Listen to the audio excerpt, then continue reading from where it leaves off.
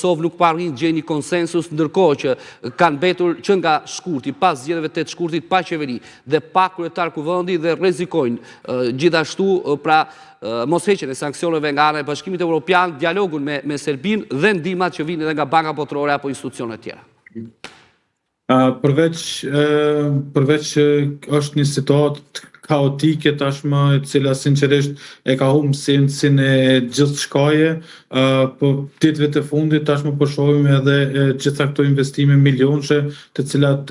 po humben shkak kryenetësia e politikanëve në Kosovë. Është për të ardhur keq se si tash e 3 muaj disa individ nuk arrin të gjejnë një konsensus dhe një farforme të vazhdojnë përpara me proceset të cilat kanë stagnu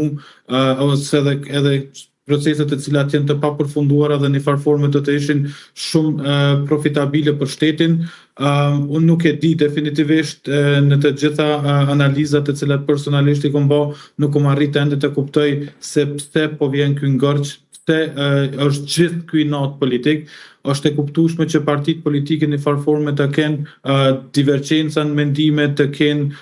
pak a shumë në një farë lufte, po të kenë kaq shumë distancë prej njëra tjetrës dhe mos të arrihet një konsensus për të dalë nga kjo krizë, nga ky ngërç, është vërtet për të ardhur shumë keq. Sepse mos konstituimi i kuvendit, të gjitha marrëveshjet, edhe huat që vijnë nga Banka Botërore duhet miratohen kuvendit e Kosovës. Edhe vetë, për shembull, ministri i Financave detyrë tha se rrezikohen pikërisht kjo shumë që unë përmenda pak më lart e 90 milionë euro nga Banka Botërore, sepse duhet miratimi që të vijë nga ana e deputetëve. Është absurde që sot po flasim për miliona euro që mund të humben, jo për shkak të ndonjë dështimi ekonomik, po për shkak të një blokade politike që po e mbyt funksionimin e shtetit. Kosova nuk është pa qeveri në këtë rast, po Kosova është pa drejtim.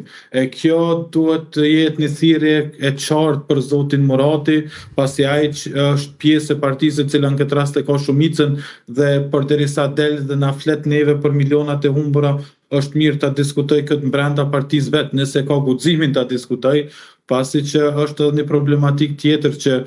këto oponent politik ose këto veglat e partive politike nuk e kanë guximin që gjitha këto problematikat i shfaqin në tryezat